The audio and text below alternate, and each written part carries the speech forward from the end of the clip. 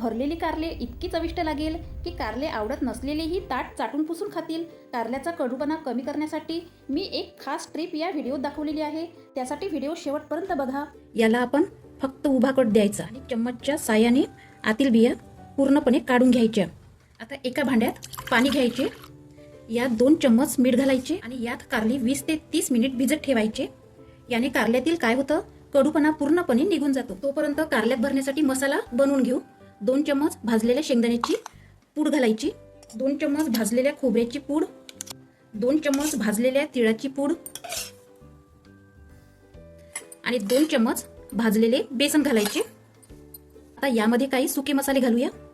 1 चम्मच धनेपूड, 1 चम्मच लाल तिखट, अर्धा चम्मच जिरेपूड, अर्धा चम्मच हळद, 1 चम्मच गरम मसाला, 1 चम्मच आमचूर पावडर, चवीपुरतं मीठ, 1 चम्मच गूळ किसून घालायचा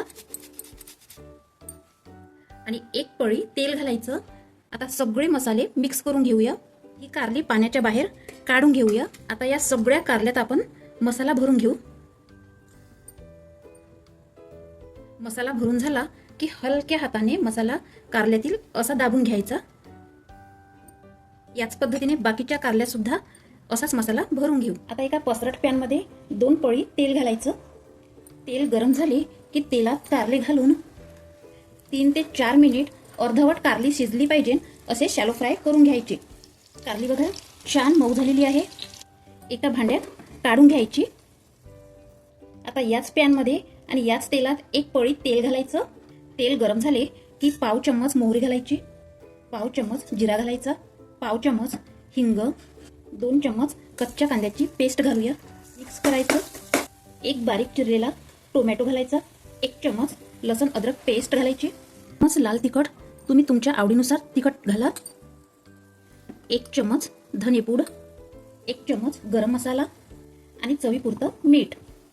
आणि आपण जो कारल्यात मसाला भरला होता तो मी थोडासा वाचून ठेवला होता तो घालायचा। त्याला पूर्णपणे एकजीव करायचं। आता घालायचे यात भरलेले कारले।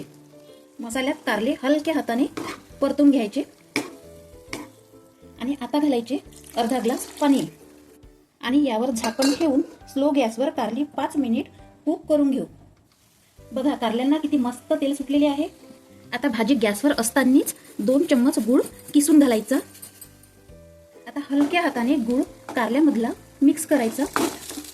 आता गूळ घातल्यानंतर 1 मिनिटभर भाजीला वाफ देऊ, म्हणजे गुळाची चव मसाल्यात छान उतरते। बघा आपल्या भरलेल्या कारलीला छान मऊपणा आलेला आहे आणि मसाल्यामध्ये कारली छान मुरलेली आहे।